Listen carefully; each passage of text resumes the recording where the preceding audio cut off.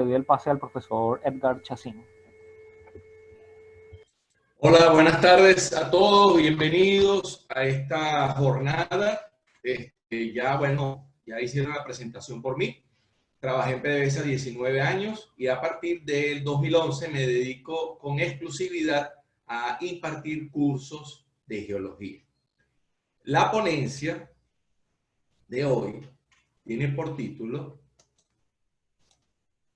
Historia geológica y petrolera de la subcuenca marina.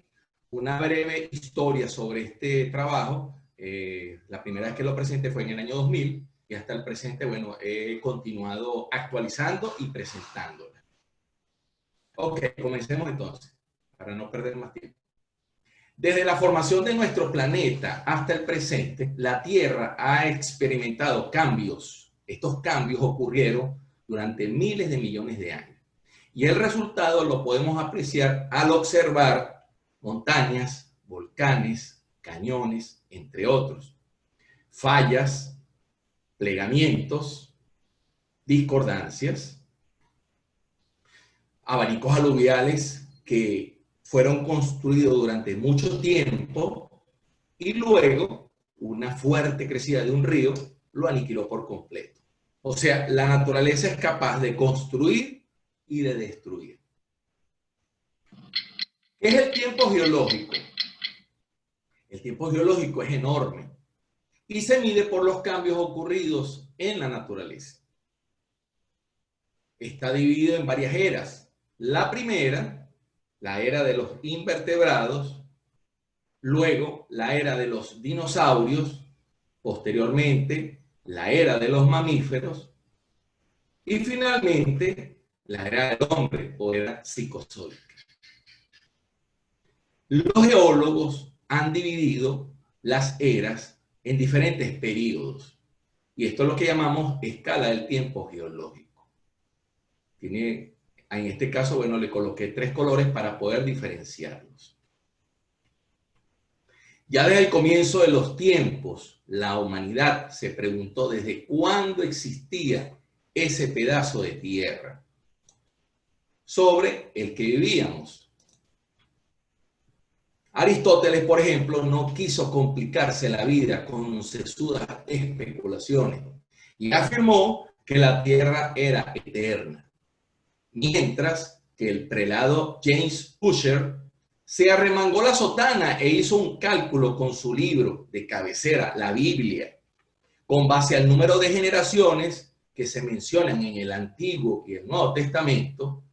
La cuenta del arzobispo dio como resultado que el planeta había sido creado un día sábado, 22 de octubre del año 4004 a.C. Luego vino el geólogo James Hutton, el padre de la geología, y en uno de sus tantos viajes pasó por un lugar de Escocia llamado Siccar Point, un lugar muy reconocido a nivel mundial. En él observó una discordancia, unas rocas que estaban en una posición versus las que se encontraban suprayacentes. Y al ver este tipo de afloramiento, lo primero que pensó fue que el prelado, James Ussher, estaba equivocado con su cuenta.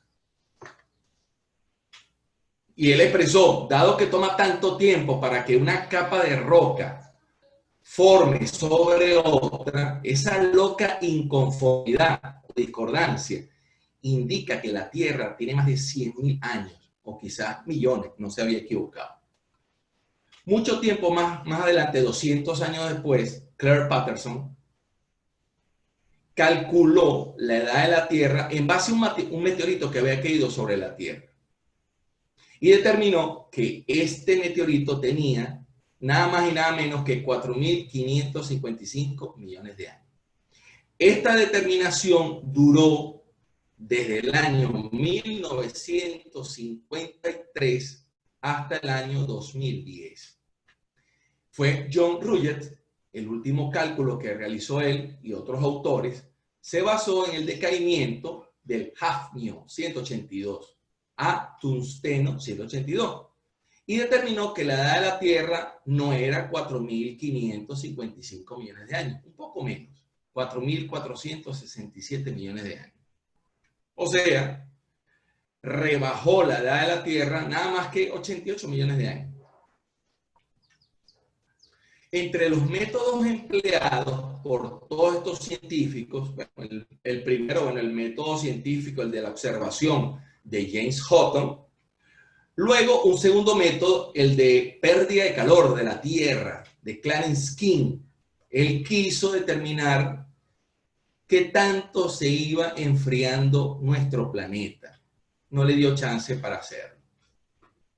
Luego vino otro método de John Joly, denominado método del cálculo de salinidad de los mares. Como todos ustedes saben, los mares al principio no eran salados. Ellos se fueron cada vez poniendo más salados a medida que todos los ríos de nuestro planeta desembocaban en el mar. ¿Qué transportaban estos ríos? Sales minerales. Y ellos fueron entonces, estos mares se fueron haciendo cada vez más salados con el transcurrir de los años. Entonces John Joly quiso calcular qué tanto los mares se hacían más salados. Tampoco lo pudo determinar. Otro cuarto método de velocidad de la depositación de los estratos, Soyas y otros autores, calcularon en base a unos afloramientos y también unos lugares donde se depositaban ciertos sedimentos, cuánto duraba la depositación de una capa de roca. El último, el más reciente y el que ha tenido mayor difusión ha sido el del método de datación radiométrica, siglo XX, por Rutherford, Becker, Holmes, Patterson y Rutledge. Aquí podemos ver entonces, en base a lo que calculó James Hutton, Clarence King, John Joly, Soyas, Arthur Holmes, Claire Patterson y John Rutledge. Como pueden ver, los cálculos de los cuatro primeros eran insignificantes versus el de Claire Patterson y el de John Rutledge. Según cálculos actuales, entonces, la Tierra tiene 4.467 millones de años, desde el año 2010. O sea, ya tenemos ya 10 años con este valor.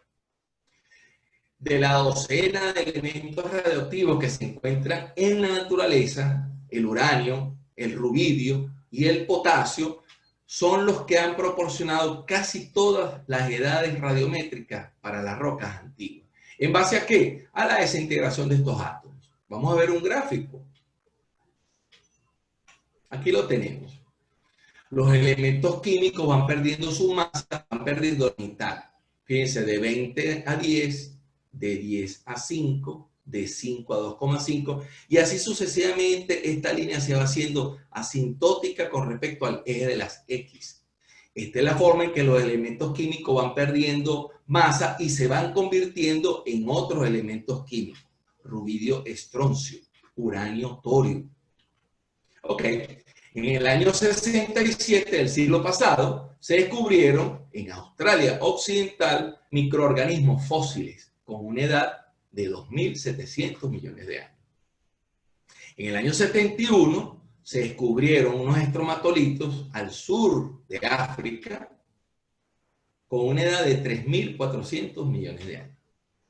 Luego, en el año 99, se encontraron en Groenlandia rocas sedimentarias con una edad de 3.800 millones de años. Más adelante, en la parte norte de Canadá, en el año 2008, se consiguieron unas rocas con una edad de 4.280 millones de años. Hasta ese momento eran las más antiguas del planeta. Finalmente, hace ya 6 años, en Australia nuevamente, una roca que contiene zircón, se determinó la edad y se calculó en 4.404 millones de años. Hasta el momento es la más antigua del planeta. Bueno, ahora vamos a ver un calendario cósmico que lo comprimí a un año calendario. Este calendario cósmico comprimido tiene la edad del universo que se calculó en 13.700 millones de años. Unas observaciones que hicieron a través de un telescopio, el Hubble, y determinaron esta edad, con más o menos un 1% de diferencia. ¿Cómo comenzó todo? Con el Big Bang, la gran explosión que esparció por todo el universo aquella materia incandescente que todavía hasta nuestros días continúa en expansión. Luego de este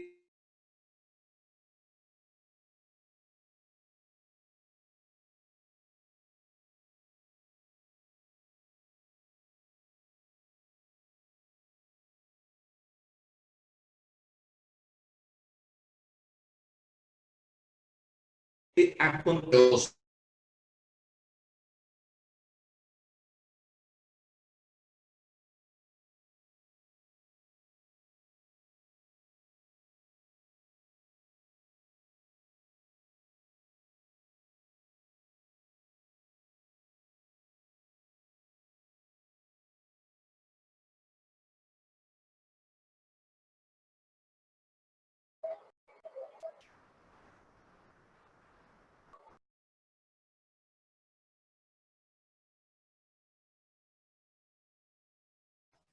¿Aló? ¿Estoy conectado?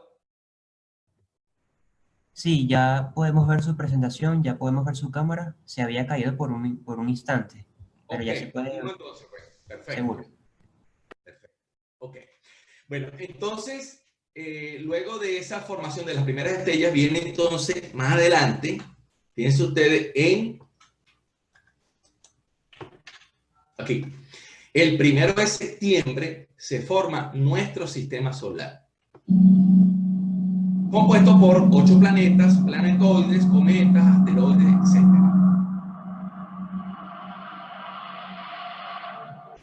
Ok, se forma la Tierra inmediatamente durante la formación del sistema solar.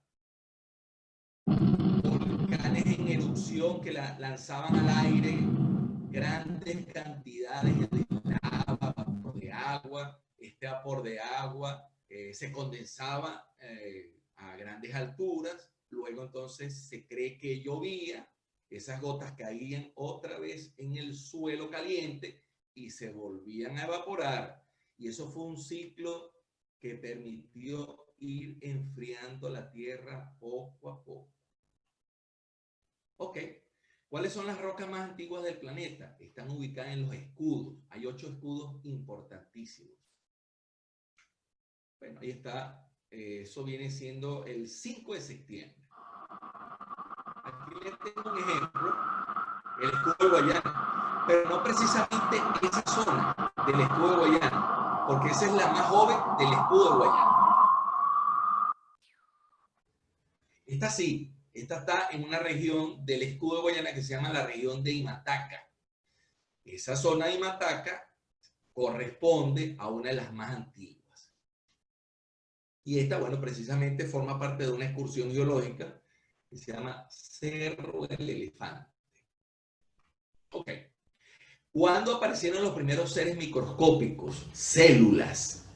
Fíjense usted, ya en la tercera semana del mes de septiembre.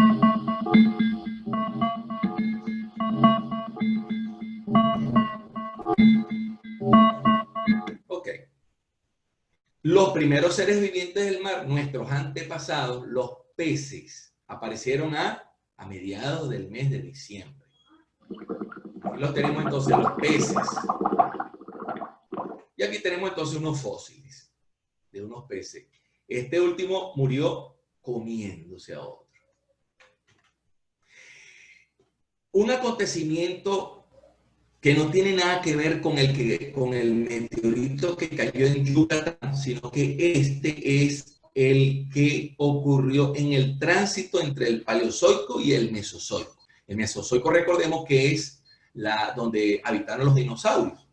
Se llama la Gran Muerte, porque aniquiló más del 96% de todos los seres vivientes, plantas y animales.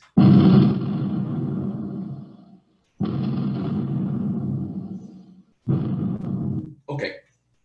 Vienen los saurios en la era mesozoica, y esto fue el 25 de diciembre. Animales de gran tamaño habitaron la Tierra y estuvieron más de 180 millones de años caminando por ese terreno. En una página web del Museo de Ciencias Naturales de Gran Bretaña, aparece la lista de todos los dinosaurios que han sido desenterrados. Y el 66% habitaron en el Cretácico, el 7% en el Triásico y un 28% en el Jurásico. ¿Se acuerdan de la película Jurassic Park? Bueno, debería haberse llamado Cretaceous Park. Ok. Viene entonces la extinción de los saurios, el 29 de diciembre. Desaparecieron. Y dio paso a la aparición del hombre, que fue justamente faltando 6 minutos para darnos el abrazo de medianoche. Ellos habitaban en cavernas para resguardarse de las fieras y la intemperie. Y poco a poco salieron de la cueva. Ahora viven en casas, edificios, apartamentos. Ok. El hombre vivió con la última glaciación, que fue hace 10.000 años, según los cálculos. Y esto fue, según el calendario, faltando solamente 23 segundos para las 12 de la noche. Grandes masas de hielo iban moviendo cualquier tipo de roca que se encontraban a su paso. Aquí tenemos un ejemplo en Venezuela. Esta es la carretera que va hacia Mérida. Y por ahí discurría una gran masa de hielo. Y por último, el primer uso del petróleo. Esto fue faltando 6 segundos para las 12 de la noche. La construcción de la Torre de Babel. Se utilizó betún para pegar los ladrillos. Ok.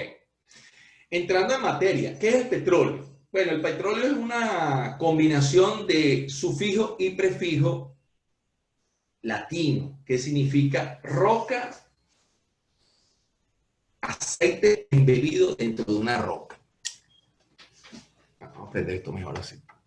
Ok, entonces este nombre fue asignado en la antigüedad a este líquido que es inflamable, que emana del subsuelo y que se encuentra ampliamente distribuido en nuestro planeta, en los 3 estados de la materia, como son el líquido, el sólido y el gaseoso.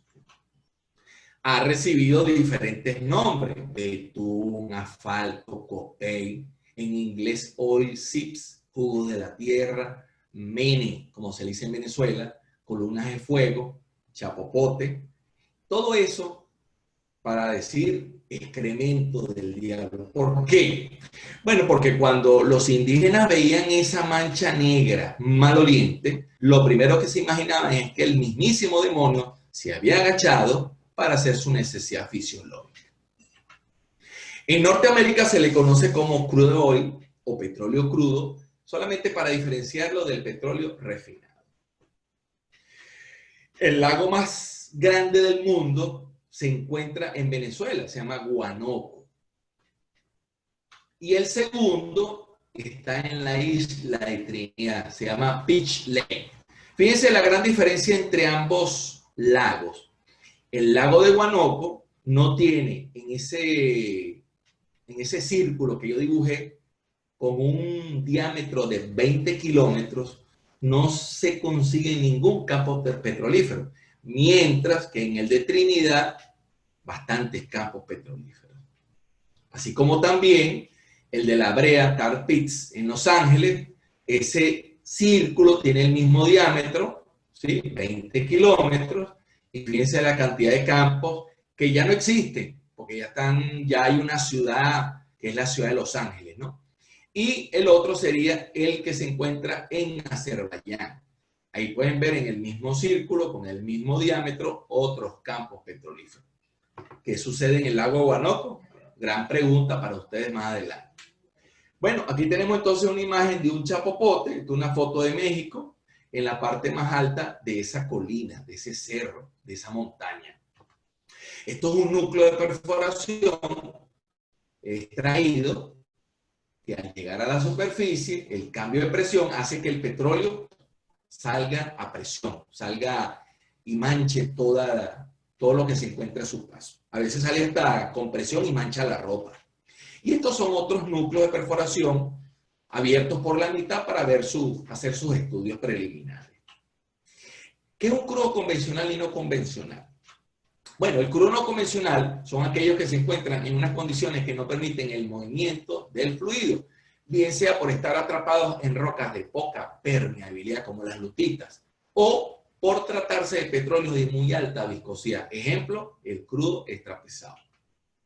La mayoría de estos yacimientos son muy someros y provienen de un petróleo convencional, o sea, se degradó, que estaba a mayor profundidad, migrando verticalmente o en forma diagonal hacia arriba, donde luego son degradados por unas bacterias e intemperies. Bueno, aquí tengo entonces en verde y en rojo el convencional y el no convencional respectivamente. El convencional liviano, mediano y pesado, y el no convencional, el extrapesado, las arenas petrolíferas, ejemplo, las que se extraen en Canadá, que son unas minas a cielo abierto. También tenemos el shale oil, los que se extrae en Estados Unidos, el petróleo que se extrae de esa roca madre, y otras rocas de muy baja permeabilidad que se llaman thick oil, o sus iniciales LTO. Aquí tengo el ejemplo de las arenas petrolíferas en Canadá, Athabasca, en ese rectángulo de color amarillo. Ahí pueden ver entonces que la formación que aflora es del Cretácico y se llama McMurray y contiene el 90% del bitumen del planeta. Fíjense, ellos le han dado una magnífica explotación a ese bitumen. Han ido creciendo. El de Venezuela es el que se encuentra en la faja petrolífera del Orinoco. Es una combinación de crudos pesados y extrapesados, pero mayoritariamente extrapesado en el orden de un 75-80%. O sea, ustedes no digan que el petróleo de la faja es pesado, no, ni tampoco digan que es extrapesado, es una combinación de ambos. Contiene altas fracciones de componentes pesados, alta viscosidad y, muy importante, menos de 10 grados API. O sea, el petróleo en vez de flotar sobre el agua es al revés. Este tipo de crudo se extrae por medio de la inyección de vapor o otros métodos de recuperación mejorada de crudo. Las mayores reservas se encuentran en la formación Oficina de edad Mioceno. Y finalmente, el shale oil. Aquí les tengo un ejemplo de la formación Bacon, que es ubicada en Dakota del Norte, colindando con Canadá. Su edad es de Devónico inferior carbonífero, o sea, es del Paleozoico, y con el uso de la técnica fracking se produce a través de pozos horizontales, indudablemente, cantidades comerciales de petróleo. Fíjense una cosa. Aquí tengo esta línea roja que indica el máximo pico de producción pre-fracking, o sea, petróleo convencional extraído de las areniscas o calizas. Ok. Fíjense que luego que comienza la era fracking, la producción llegó a niveles de 10 veces, de 150,000 a 1,5 millones. Esto pasó también en Texas. En Texas llegaron a producir 3,5 millones de barriles en el año 70 y ahora, antes de la pandemia, llegaron a producir 5,4 millones de barriles. Ok, ¿dónde encontramos el petróleo? Bueno, está, como le dije, está distribuido en todo el planeta. Hay unos países que son más ricos que otros, pero el continente más rico es el asiático y contiene el 65,2% de todas las reservas del planeta. En segundo lugar tenemos América completa, luego viene África, después viene Europa y por último Oceanía. Aquí está la zona más rica del planeta. Está compuesta por 7 países: Irán, Irak, Kuwait, Qatar, Arabia Saudita, Omán, Emiratos Árabes Unidos y Yemen. Y ahí se encuentra el 65,2%. Claro, faltaría agregar lo de China, pero bueno, China no es tan relevante como lo que conseguimos aquí. América del Norte contiene el 3,8% de las reservas totales, o sea, 67,3 millones. Esto está actualizado, esto es lo que salió en el informe OPEP de diciembre de 2019. Este es el de América, contiene el 25,5%, o sea, una cuarta parte de todo el petróleo del mundo. África, el 8,2% del petróleo del mundo. Y una curiosidad geológica, entre estos dos países que en un momento estuvieron unidos como un rompecabezas, esas dos zonas, la que está en color verde, que está empatada, que estuvo empatada con esta zona, ahí se encuentran grandes reservorios, ¿ok? En Brasil y en estos países, Nigeria, Camerún, Gabón, Guinea Ecuatorial, Angola, Ghana, exactamente. Uno tiene 15 cuencas y el otro tiene apenas 12. ¿Por qué Venezuela tiene tanto petróleo? Bueno, fíjense. El color azul representa el lugar donde se encuentra el mar y los océanos. Y el color verde representa la máxima transgresión en el Cretácico. Durante ese periodo de tiempo, el mar invadió y cubrió, fíjense, gran parte de Venezuela, hasta esta línea de color blanco, que es el río Orinoco, hasta ahí llegó el mar, cubrió también gran parte de Colombia, todo Ecuador, el 90% de Perú, una pequeña parte de Bolivia, Chile, Argentina. ¿Quiénes no sufrieron este problema tan grande del levantamiento de la cordillera andina? Bueno, Guyana, Brasil, Uruguay, pero bueno, en Uruguay todavía no se han conseguido reservas. Ahora, ¿por qué le nombro esto lo de la cordillera andina? Porque así como Venezuela, Colombia, Ecuador, Perú, Bolivia, etcétera, fueron invadidos por el mar, la cordillera andina dañó y quemó todo ese contenido de materia orgánica querógeno, que es el ingrediente para generar el petróleo. Ahora, ¿hasta dónde llegó la cordillera andina? Hasta la B de Venezuela. Pero el resto, lo que es la cuenca del lago Maracaibo y la cuenca oriental, no sufrieron ese percance. ¿Cuáles son los avances de la industria petrolera? Bueno, fíjense usted. ¿Cuándo nació la industria petrolera? Nació con la perforación del primer pozo moderno en 1859. Aquí está. Dentro de unos días se va a conmemorar otro aniversario más, el 27 de agosto de ese año. El coronel Drake perforó un pozo, tuvo la colaboración de varios prestamistas, ¿sí? Lo tildaron del loco Drake por su manera como convivió para que perforaran ese pozo, ¿sí? Aquí está la ubicación. Y este lugar es un parque nacional, un parque donde la gente visita y ve, bueno, todas las herramientas que utilizaron en esa época. Luego, en el año 1883, nosotros estudiamos en la universidad la teoría anticlinal. ¿Pero de dónde surge la teoría anticlinal? Bueno, es una teoría que nos permite dónde perforar. Aquí está un anticlinal, un ejemplo, un anticlinal. Y fíjense, fue este señor William Logan, una de las primeras referencias en la relación entre el petróleo y el anticlinal.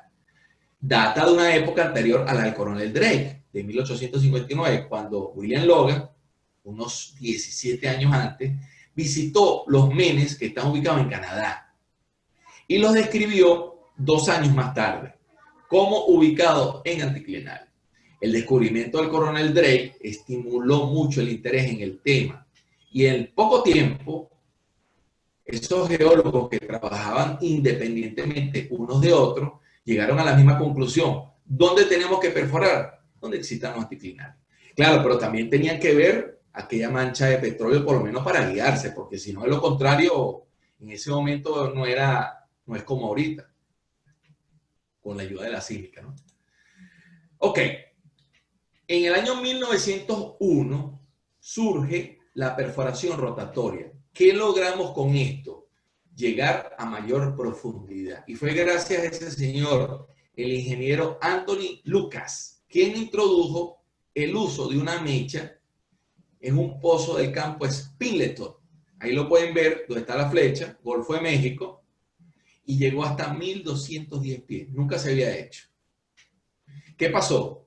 Que cuando el lodo de perforación salió, o sea, por un efecto del pozo, un reventón, el lodo salió y después vino el petróleo. Y eso se convirtió en un reventón.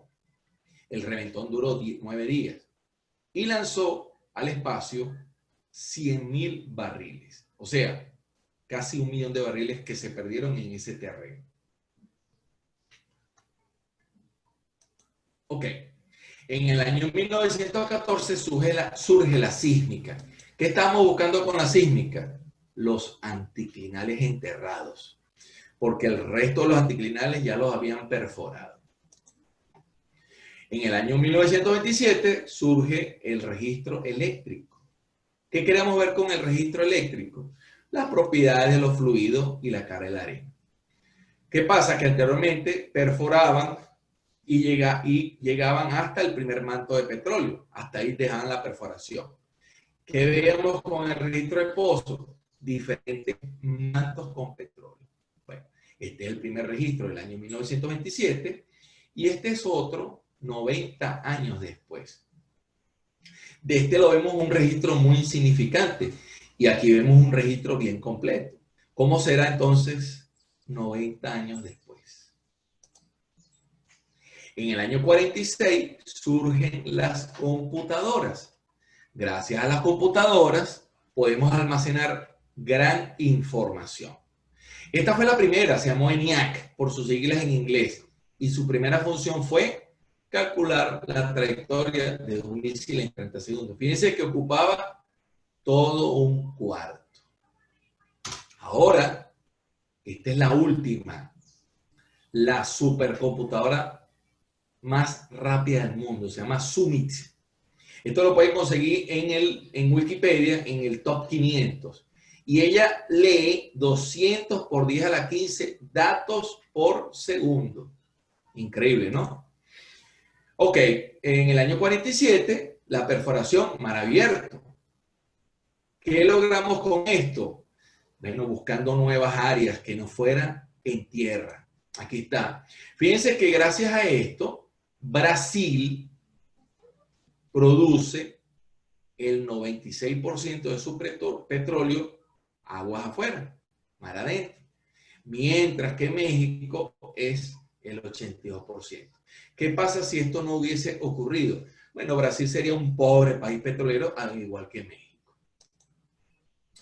En el año 70 surge la perforación direccional. ¿Pero por qué surge la perforación direccional?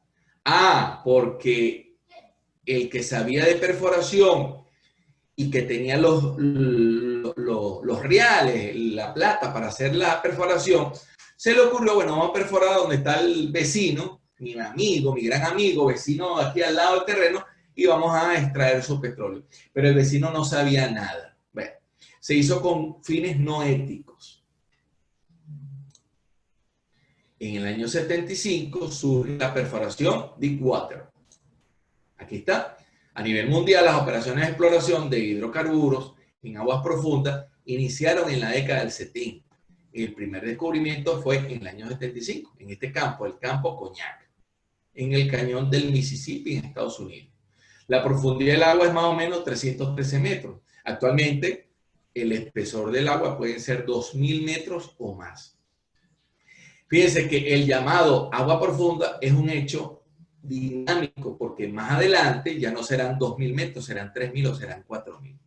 Esto varía con el avance de la ciencia y la tecnología.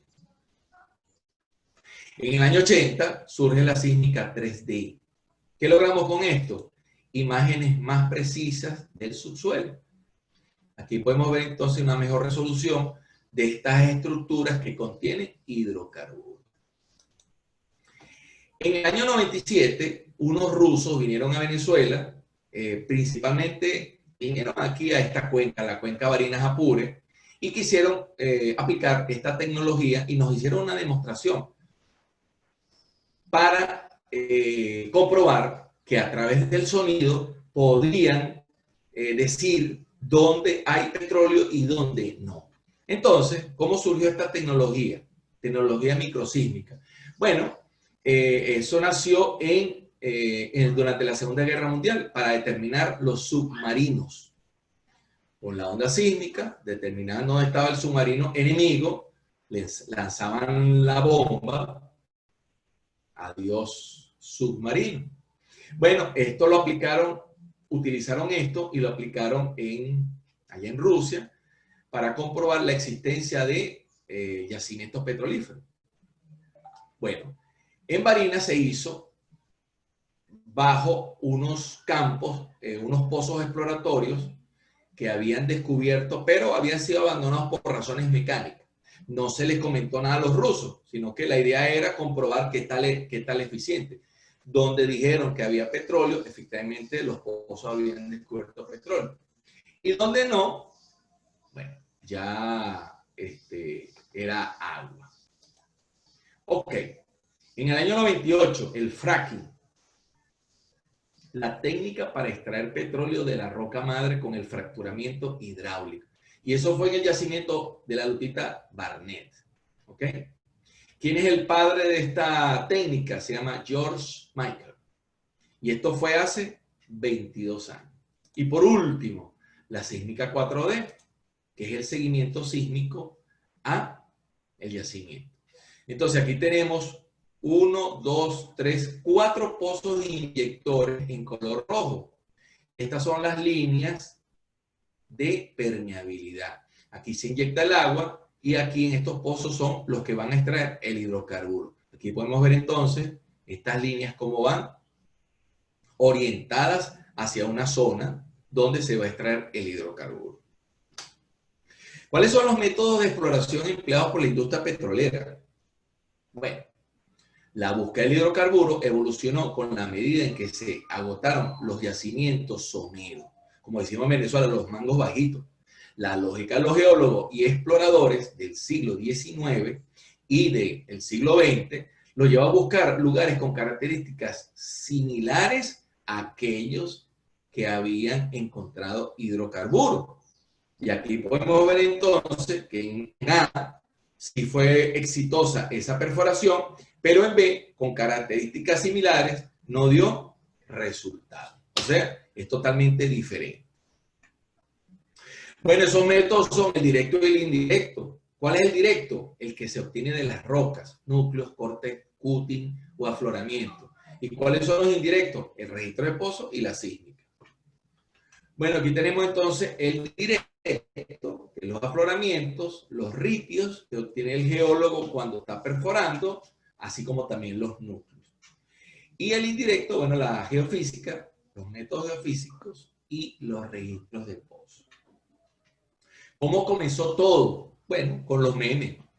Los buscadores de petróleo, los cazadores de hidrocarburos, se basaban más en esa mancha de petróleo que era el indicativo para perforar. Pero a medida que la sísmica, las técnicas geofísicas fueron evolucionando, bueno, arropó todo esto. Sin embargo, el mene no deja de ser todavía un indicativo para perforar.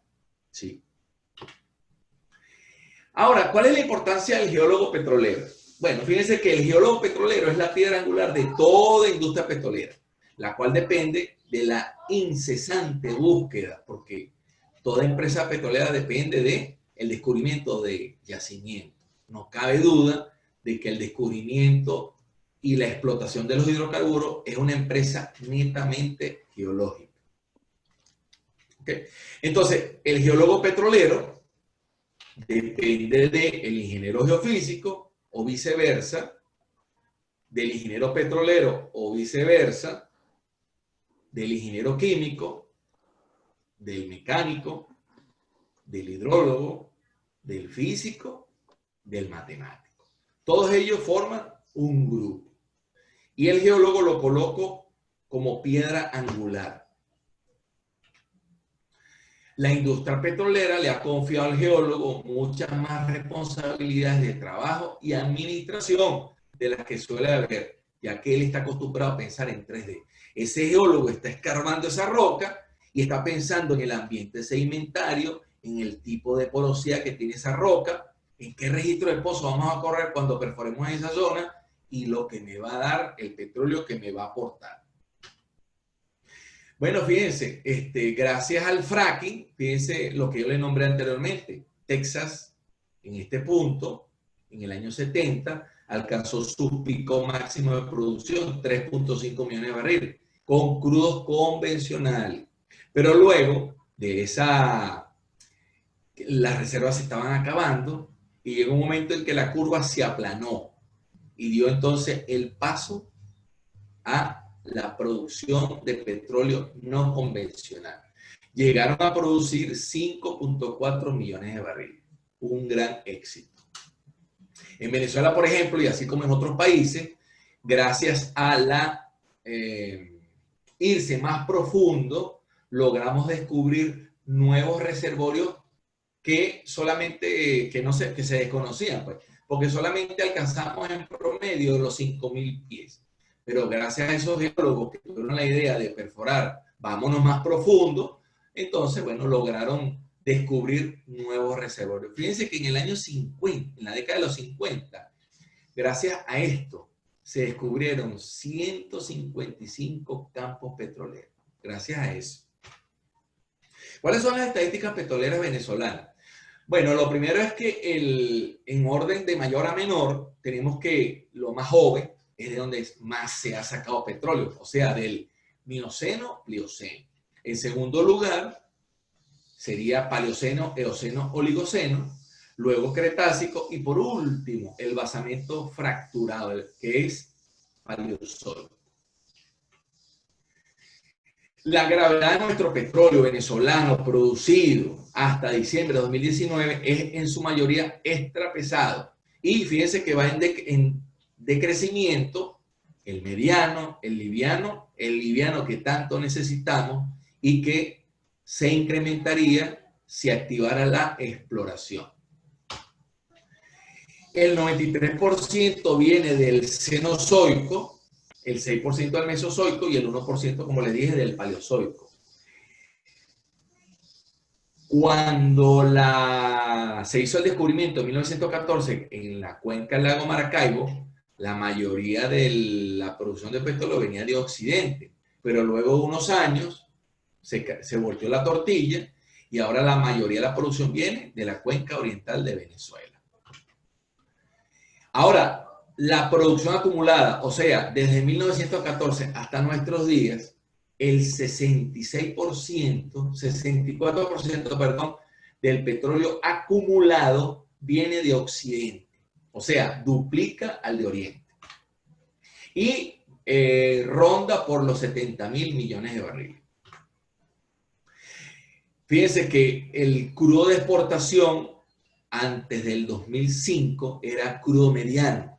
Ahora, ese crudo que se vende es crudo pesado. A partir del año 2006, en promedio, Venezuela pasa a ser un productor de crudos pesados. O sea, que si metemos todo el petróleo que viene de la cuenca Barinas Apure, de la cuenca oriental y de la cuenca del lago Maracaibo, todo eso, y al medirlo, daría crudo pesado. Estas son las cuencas de Venezuela. En el color morado, la cuenca del lago Maracaibo. En color amarillo, la cuenca Barinas Apure. En color verde, la cuenca oriental. Y hay una pequeña que es en color rojo, que también pertenece a la cuenca del lago Maracaibo, que se llama la de Falcón. Pero es una cuenca muy pobre. pocos campos. Tenemos entonces costa afuera unos campos que fueron descubiertos entre el año 79 y 83, y aquí hay otros que pertenecen a la plataforma del Tana. Y aquí hay otra área que se llama el Campo Perla, que descubrió gas. O sea, esto sería un cinturón que lo unimos con esto y le damos la vuelta y seguimos derecho hacia Guyana. Un cinturón gasífero. Ahora, la cuenca Barinas Apure, que es el motivo de esta charla, Venezuela, bueno, para los que no viven en Venezuela, está ubicada en la parte norte de América del Sur, y viendo con una lupa, esa sería la cuenca Barinas Apure. Tiene 3 grandes arcos. El primero, que se llama Arco del Baúl, que lo separa de la cuenca oriental de Venezuela. Luego viene el Arco de Mérida y finalmente el Arco de Arauca, que lo separa de la cuenca de los Llanos de Colombia. Entonces, aquí está nuestra cuenca Barinas Apure. Ahí está, su cuenca Barinas y su cuenca Apure. El color verde representa las áreas petrolíferas descubiertas a la fecha en la subcuenca de Barinas. Y fíjense que el Arco de Mérida sirve como barrera de todas esas acumulaciones. Más al sur de ese arco, las perforaciones exploratorias resultaron en cero, o sea, pozo, puro pozo seco. Bueno, fíjense, la columna geológica de esta zona es la siguiente. Tenemos un basamento ígneo-metamórfico precretácico, que es una extensión del escudo de Guayana, según Saúl Osuna.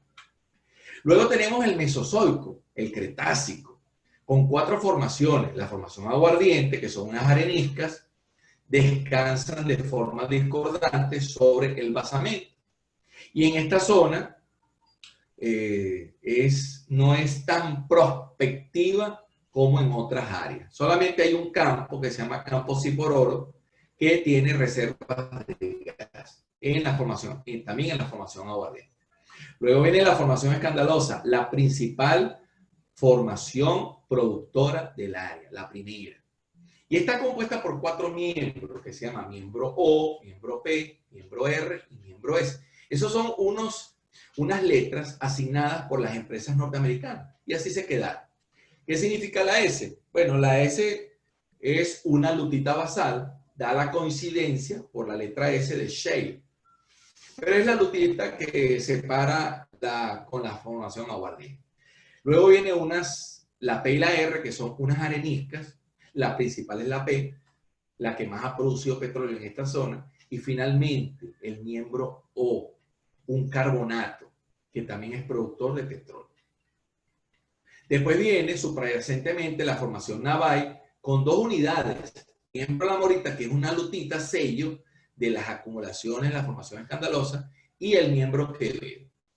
Y por último, la formación Burguita, que es una formación que a medida que nos dirigimos hacia el sur, se erosiona y desaparece, pero contiene ciertas acumulaciones muy pequeñas de hidrocarburos. Luego viene finalmente el Cenozoico, con varias formaciones como son Gobernador, que es la segunda formación productora del área. Luego viene la formación Pagüey, que es una lutita y sirve de sello a las acumulaciones. Luego vienen 2 formaciones que conforman el grupo Guayabo. Se llama Parángula, que es de color rojo ladrillo, y la formación Río Yuca, que es color ocre. Ambas contienen una intercalación de arcilla y arena. Esa es la intercalación. Y por último, la formación Guanapa, que es una formación que está localizada en un sector de Barinas, pero no ocupa una gran extensión. Seguimos con las estadísticas. Bueno, fíjense, el 61,8% del petróleo extraído proviene de la formación escandalosa. El Eoceno, la formación Gobernador, con el 38%, y ahí falta un 0,2% que proviene de la formación Burguita. Desafortunadamente, la formación Burguita, que es una buena roca reservorio se erosiona debido a estos arcos, que ya lo veremos más adelante. Y por último, lo dividimos, estas unidades, escandalosa O, escandalosa P, escandalosa R, la formación gobernadora y la formación burguita, vemos que la principal acumuladora y la que las empresas norteamericanas cuando llegaron aquí a Venezuela en el año 47 explotaron masivamente fue escandalosa P, las areniscas. Ok, aquí tenemos entonces el miembro O de la formación escandalosa, que cuando está fracturado, los pozos son excelentes, gracias a esa fractura. Pero cuando no hay fractura, entonces lo que tenemos son unos pobres pozos. Aquí tenemos una imagen de núcleo de un contacto entre dos formaciones, la formación escandalosa y la formación naval. Ahí podemos ver entonces la lutita sello, el miembro de la morita. Aquí tenemos un afloramiento de la formación naval en un cerro que se llama Cerro Cantebé, que es motivo de una excursión geológica que yo dicto, y que ahí los muchachos pueden ver este tipo de afloramiento. Aquí está invertido. ¿Okay? Este es el Cerro Gobernador, es un cerro insigne, y de ahí proviene el nombre de cerro de la formación Gobernador. Yo estuve cerca de ese cerro queriendo sacar una muestra de esa zona, pero fue imposible, ya que eso está convertido en una cuarcita muy dura. Esta es la lutita sello de la formación Gobernador, que se llama lutita la morita, la formación Pagüey. Luego viene lo que le nombré en color rojizo, la formación Parángula. Luego la formación Ryuka, fíjense el color ocre, lo podemos diferenciar a medida que estamos perforando. Y por último, la formación Guanapa, son puros cantos rodados y que para la perforación no es nada fácil. Ok, vamos a ver entonces la reconstrucción de este evento geológico. Tenemos el basamento, el metamórfico, sobre él se depositaron la formación aguardiente. Ok, fíjense que cuando el Cretácico se depositó, eran unas amplias costas que cubrían todo lo que es la cuenca Barinas Apure y la cuenca oriental de Venezuela. En ese momento no existía el arco del Baúl, no se había levantado. Entonces, todas esas cuencas estaban comunicadas. Ok, entonces vamos a ver entonces la reconstrucción. Tenemos la formación aguardiente, escandalosa. Fíjense cómo era escandalosa.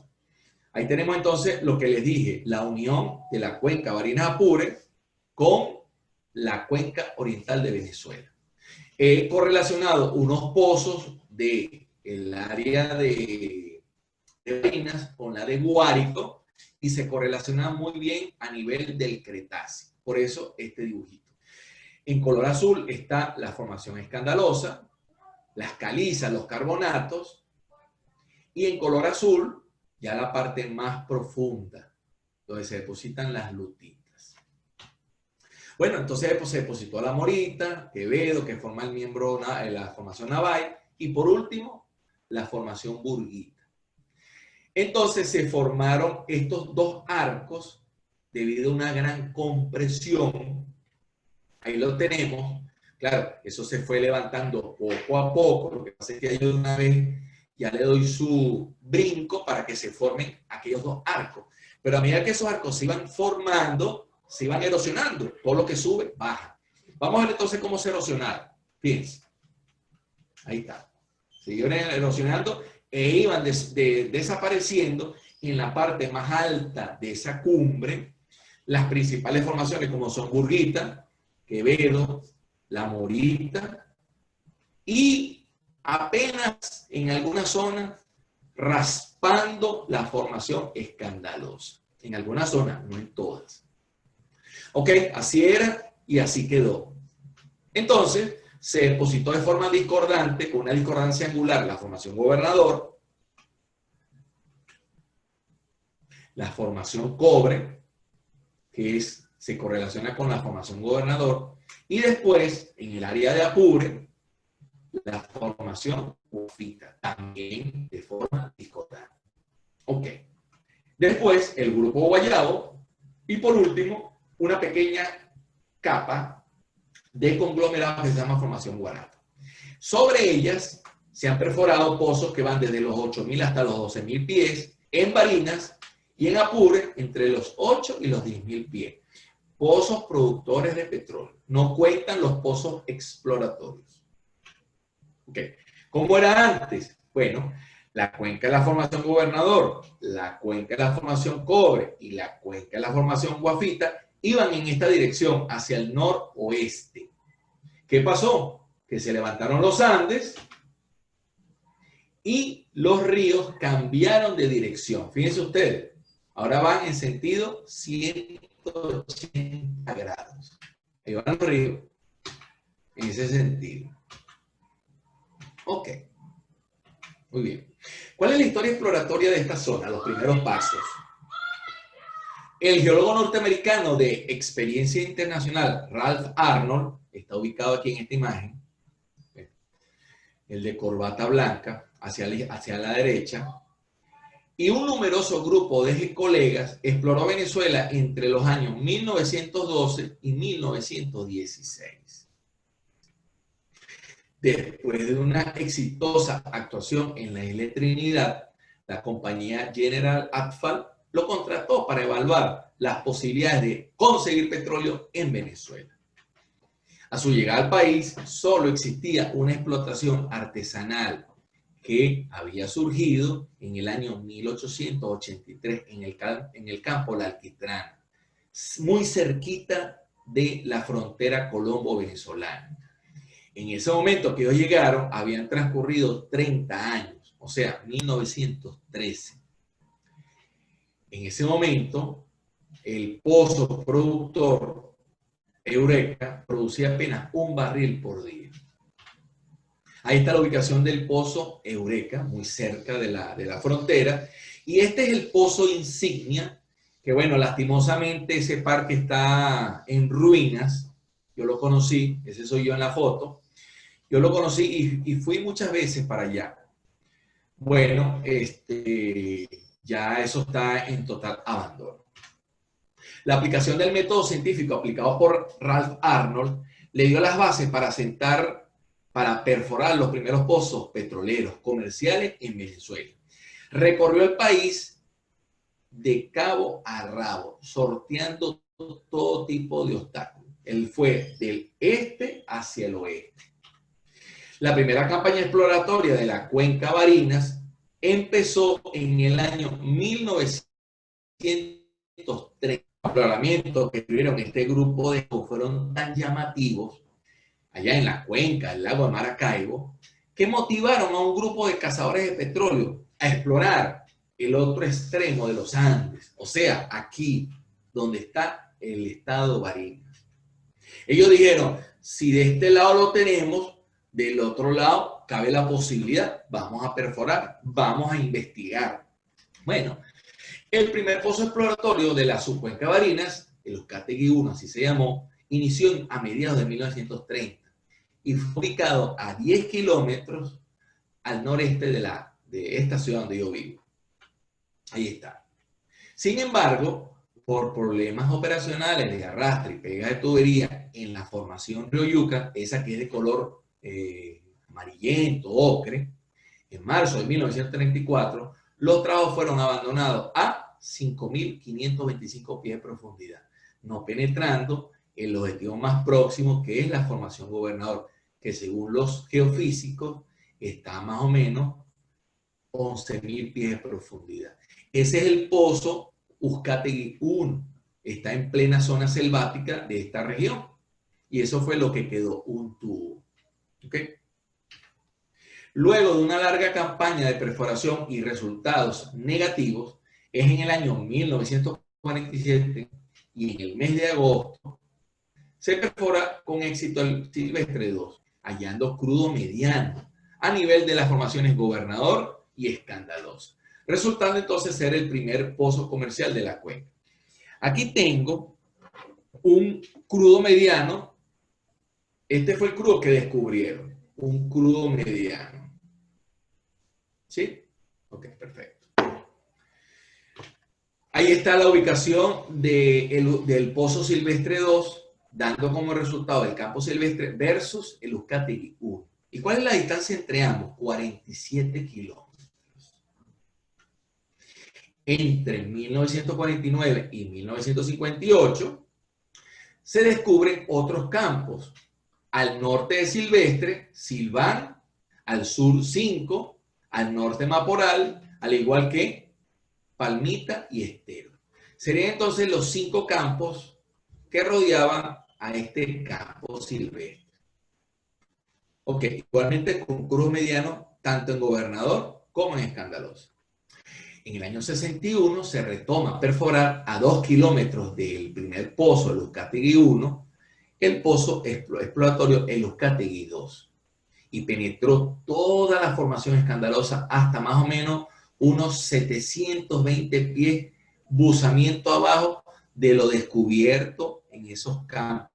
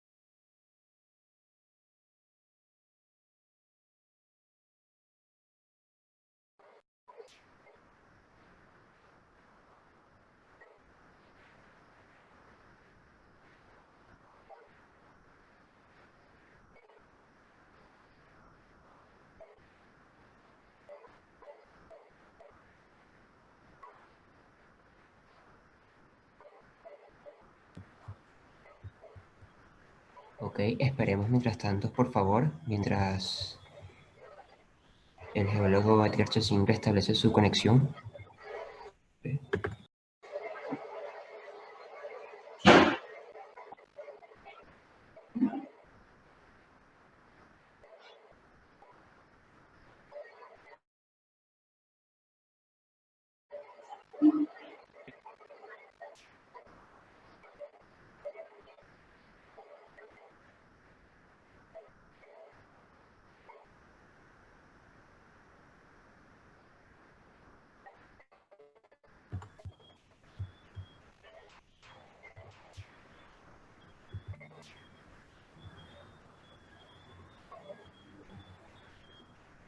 Mientras recuperamos la conexión de Edgar Chacín, queremos recordarles que el día de mañana, 25 de agosto, contaremos con 2 conferencias más.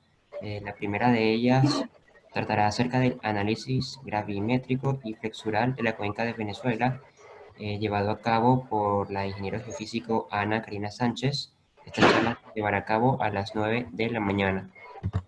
Por otro lado, en la tarde, a las 6 de la tarde, el ingeniero geofísico Luis Daniel Rivera llevará a cabo su conferencia acerca del desarrollo de una herramienta computacional para la caracterización de yacimientos empleando sísmica preapelada.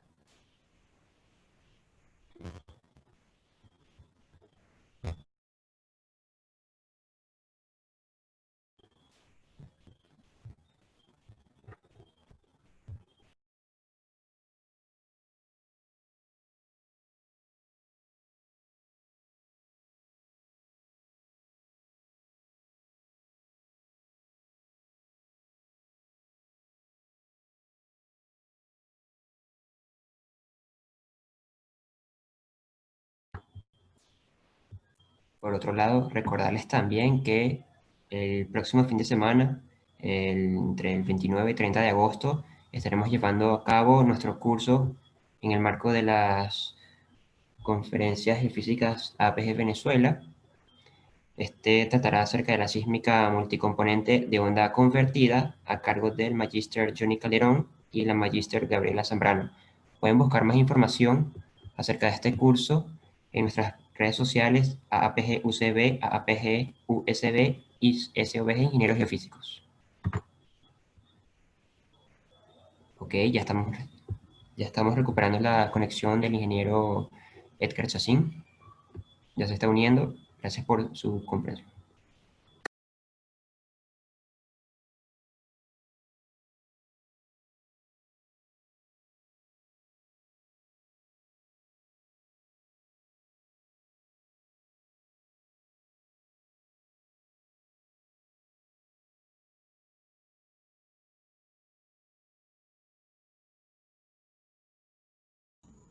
Aló, ¿me escuchan? Aló, ¿me escuchan? Sí, lo escuchamos. Ya lo escuchamos. Ya va, Por lo visto, ¿qué parece? no se preocupe. Ok, volvemos Sí, entonces con la presentación. correcto. La cual todavía no se muestra en pantalla. ¿Se Ahora ve sí. o no se ve? Ahora sí se ve. Perfecto. Ok, entonces, vamos a darle para atrás. Ok, entonces, estaba diciendo lo siguiente, que cuando se perforó el pozo Uzcategui 2, el geólogo que hacía la interpretación de esos registros viejos solamente se enfocaba en los siliciclásticos, pero hay una roca que se llama el miembro O, el que yo le mencioné, que es un carbonato, que en ese momento, en estos campos, no se había puesto en producción. Entonces, ese pozo de los Uzcategui 2, al tercer día, fue abandonado, quedando la incógnita a nivel de los carbonatos, de ese carbonato, y esto debido a que esta capa de carbonato se comprobó su productividad en ese campo 20 años después de haber perforado el Silvestre 2.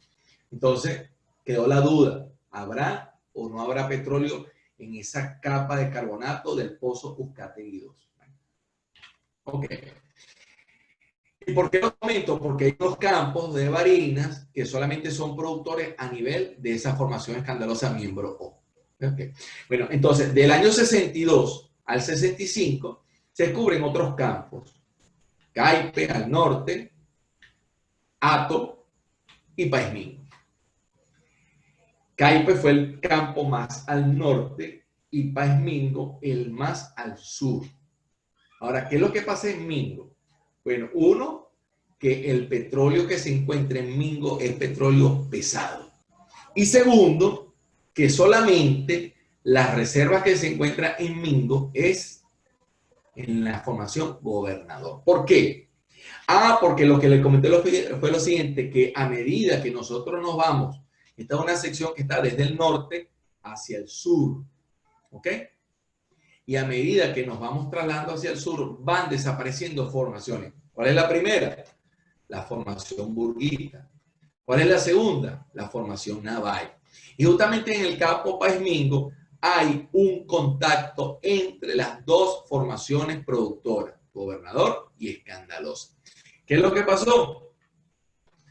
Que ese petróleo que migró desde las partes más profundas y fue llenando el campo Maporal, Silván, Palmita, Estero, Silvestre, Cinco, etcétera, ese petróleo fue migrando de mayor profundidad a menor profundidad y cuando llegó a Mingo, ese petróleo pasó directamente a la formación Gobernador. ¿Por qué? Porque el sello que se llama miembro de la Morita está erosionado a través de lo que llamamos un punto de fuga. Si no hay sello, el petróleo sigue migrando hasta donde uno que sí tenga sello.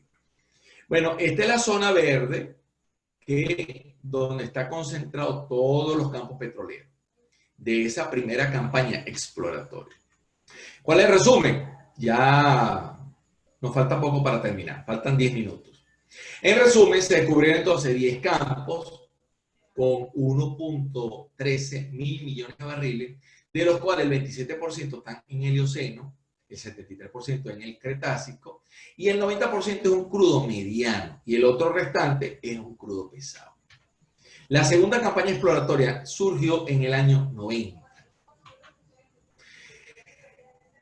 el amigo Loaiza, Pedro Loaiza, y un grupo de geólogos, Hernández, Urbina y Coriat, hicieron un trabajo en el año 90, 89-90, y postularon la existencia de una roca madre cretácica con características similares a la que se encuentra en la cuenca del lago Maracaibo, que se llama la formación La Luna.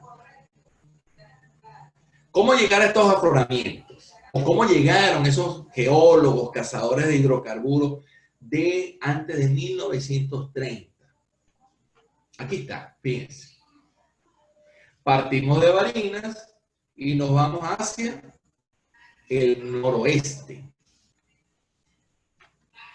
Y hacia la parte de Altamira de Cáceres se encuentra la represa José Antonio Páez. En esa represa José Antonio Páez se encuentran unos afloramientos. Subimos por esa carretera, llegamos a ese túnel donde está la central hidroeléctrica José Antonio Páez y bajamos por esa pendiente que es el aliviadero. Cruzamos ese puente colgante, ¿sí? Ahí estoy yo. Y ahí está la formación La Luna y la formación Maraca, que es correlativa Maraca con la formación Escandalosa y esta formación La Luna con la Morita, con Naval. Estas lutitas son fétidas, presentan pirita y es color oscuro. Esta es la roca que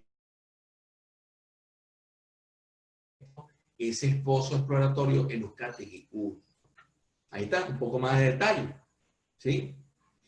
Fíjense, esta roca que está aquí, vamos a verla en detalle. Aquí está. Ahí vamos a ver las conchas. Esto es extraído de un núcleo del subsuelo de la formación Escandalosa. Y aquí están las conchas marinas. Bellísimas se ven. Ahí está. ¿Okay? Es correlativa con la formación Escandalosa. Entonces, los afloramientos se ubican en el flanco sur del piedemonte andino y una cocina generadora de hidrocarburos denominada cocina de Barinas, de edad eoceno, al noroeste de las áreas tradicionales y a 10 kilómetros de los pozos Uzcategui 1 y Uzcategui. ¿Dónde están esos pozos? Ahí está, donde indica la flecha.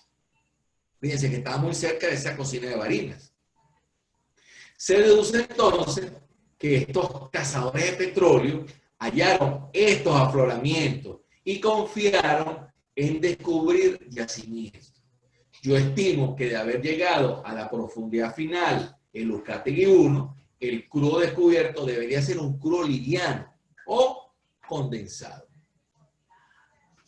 La campaña exploratoria inició en 1990 con la adquisición de líneas sísmicas 2D, dando como resultado la definición de 25 prospectos al noroeste de esta área de color verde.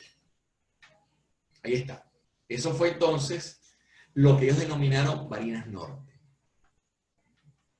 A partir del año 93 se inicia la perforación de estos pozos dentro de los óvalos amarillo y naranja, más profundos que lo que nosotros conocíamos para esa fecha, descubriéndose entonces en el amarillo gas y en el naranja mediano, liviano y condensado. Bueno, aquí podemos ver entonces finalmente un mapa completo de todas las áreas descubiertas, lo que es entonces las áreas tradicionales y lo que se llama Barinas Norte. Aquí está la cocina y en este punto negro es donde está el afloramiento que yo visité, donde está esa lutita fétida de color negro con pirita. Ahora fíjense, esta línea marrón no es una carretera, ¿ok? Es el límite entre lo que es la zona llanera y el piedemonte andino. Y fíjense que al norte de esta piedemonte andino están gas. Aquí también tenemos gas en este campo, que se descubrió en el año 2015, el último. ¿Okay? Bueno, esta es una sección estructural donde podemos ver entonces la parte menos profunda, que es donde están los crudos pesados, Paismingo, y las zonas más profundas, donde están los crudos livianos. Y esta zona es donde, por un corrimiento, tenemos el gas en esta zona. Ahora, un mapa que sí es importante que se me ocurrió mostrarle es lo que muchos geólogos utilizan para sus trabajos, que es el porcentaje de carbono orgánico total, la riqueza de esa lutita. Fíjense que donde está el punto negro, vuelvo e insisto, donde están esos afloramientos, ¿ok? Miren el porcentaje que tiene, 4%. Y es esta zona la que es rica en ese ingrediente que va a originar el petróleo. Y hacia el sureste, bueno, eso ya va disminuyendo a valores de 2 hasta 1.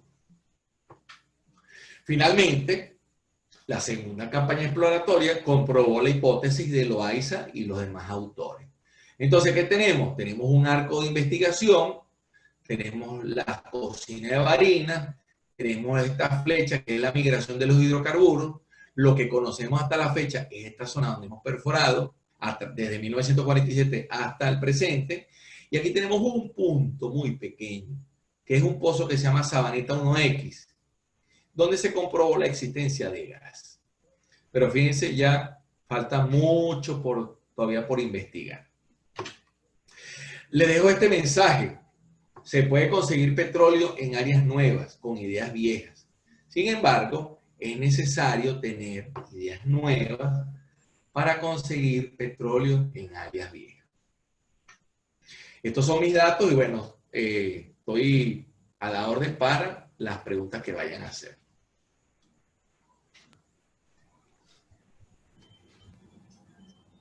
Muchísimas gracias, Edgar Chacín, de verdad muy agradecido por su tiempo, por esta gran charla magistral, bastante interesante, bastante importante para nuestro país y bueno, la comprensión de su desarrollo, ¿no? Aparte que muy interesante cómo relató todo de lo macro a lo micro, de verdad que lo felicito bastante. En nombre Gracias, de Marco. No, gracias a usted. De verdad que de parte de la coordinación de las conferencias geofísicas estamos muy agradecidos y de verdad muchísimas gracias. A continuación podemos proceder a la ronda de preguntas y respuestas. Para ello pueden dejar sus preguntas en el chat, posteriormente las leeremos o en su defecto pueden levantar la mano en la opción de reacciones y le daremos la palabra.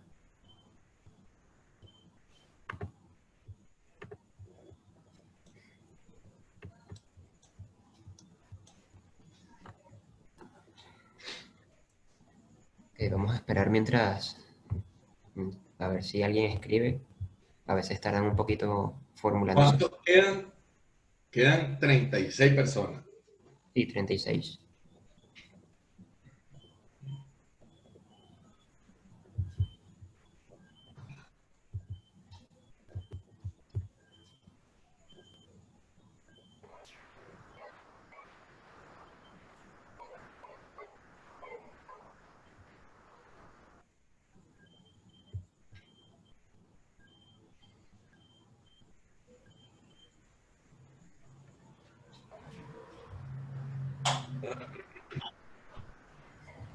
A ver, esperemos un par de minutos más.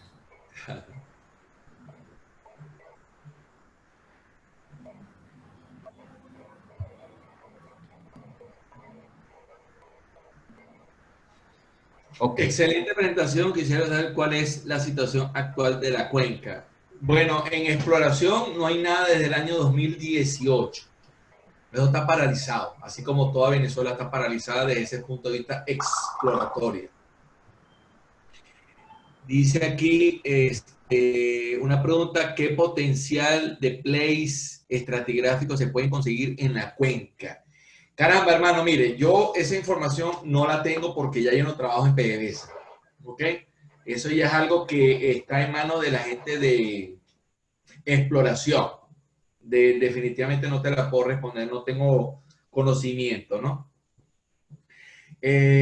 Para ver, dice aquí, inicialmente no mostró a la formación guafita. Luego, debido a los diversos pliegues, fue cuando se dio inicio. Porque lo que pasa es que yo estoy hablando de la cuenca, la subcuenca varina, no estoy hablando de la subcuenca Apure. La nombro porque, bueno, forma parte de la cuenca varina Apure. Pero no, no la nombré porque no es el hecho nombrar esa cuenca en esta presentación. En la zona de Apure, ¿qué falta por descubrir? Tampoco te lo puedo responder porque eso ya forma parte de, ¿cómo se llama?, de exploración. La formación Navay como roca madre presenta características similares a la formación La Luna. Hay estudios geoquímicos sobre Navay, COT o algo similar. Mira, lo que se ha estudiado sobre eso es que hay un trabajo que hizo el amigo Jean Rangel en el campo Cipororo a nivel de la formación naval, ¿ok? Y él descubrió que tiene altos índices de COT en esa zona, ¿ok? En esa zona que está